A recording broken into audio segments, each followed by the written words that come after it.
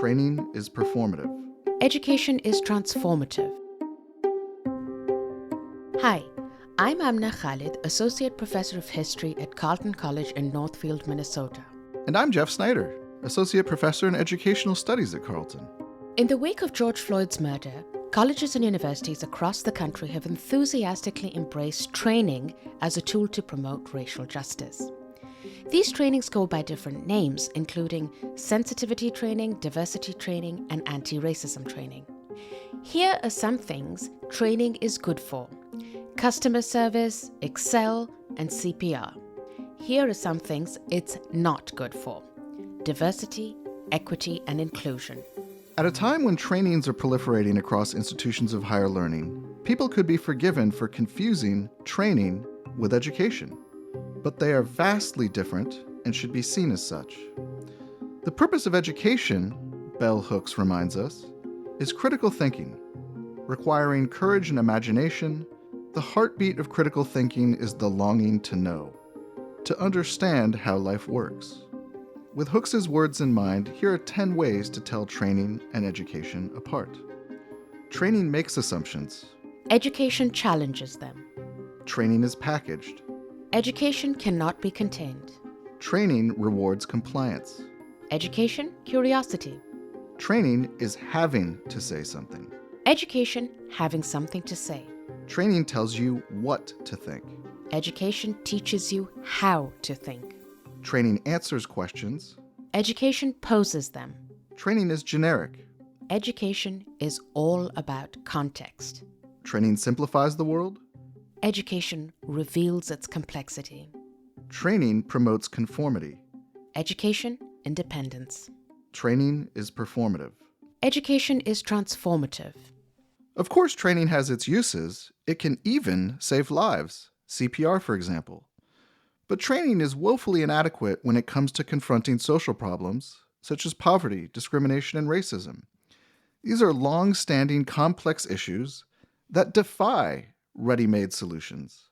Any serious effort to address them must start with education, a process for which there are no shortcuts.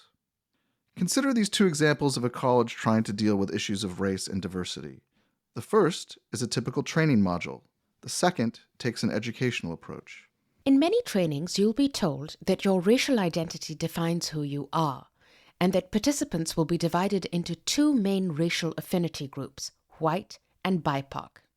You will be informed that white people are oblivious to race, while BIPOC people see everything through a racial lens. You will be advised that white folks use white talk, which is task-oriented and intellectual, whereas people of color use color commentary, which is process-oriented and emotional. It will be explained to you that traits like precision, individualism, and objectivity are hallmarks of white supremacy culture. White supremacy will be defined as an ideology that maintains that white people and the ideas, thoughts, beliefs, and actions of white people are superior to people of color and their ideas, thoughts, beliefs, and actions. In order to reveal unconscious biases, you will be made to share the racial stereotypes you hold and then catalog the racial microaggressions you have perpetrated. Finally, you will be encouraged to make a public commitment to transform your institution into a fully inclusive, anti-racist, multicultural organization. In contrast, an educational approach would more likely begin with a puzzle. How come a white mother can have a black baby, but a black mother cannot have a white baby?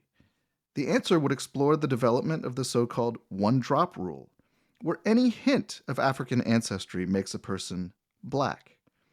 Looking at legislation, court rulings, and the census, you would analyze how a distinctive racial hierarchy emerged in the United States, with anti-black racism entrenched as a central feature of our politics, economy, and culture. You would also delve into the fascinating history of whiteness.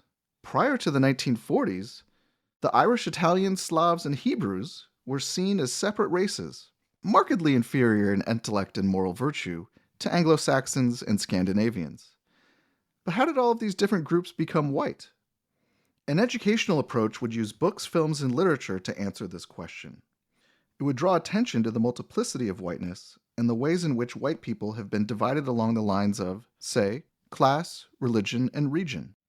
Regarding white supremacy, you'd be asked to consider its many different forms. from plantation slavery to sharecropping, lynching, voting restrictions, and redlining in housing. You'd also be asked to assess the meaning of white supremacy today, including how to respond to the black scholars who reject this term, on the grounds that it racializes a lot of problems that a lot of people face, even when race is not the answer. Given the urgency and the newfound will to reckon with past and present racial discrimination, it is unfortunate that colleges and universities have resorted to trainings. Shown to be superficial and ineffective, diversity training should not be the default response for institutions.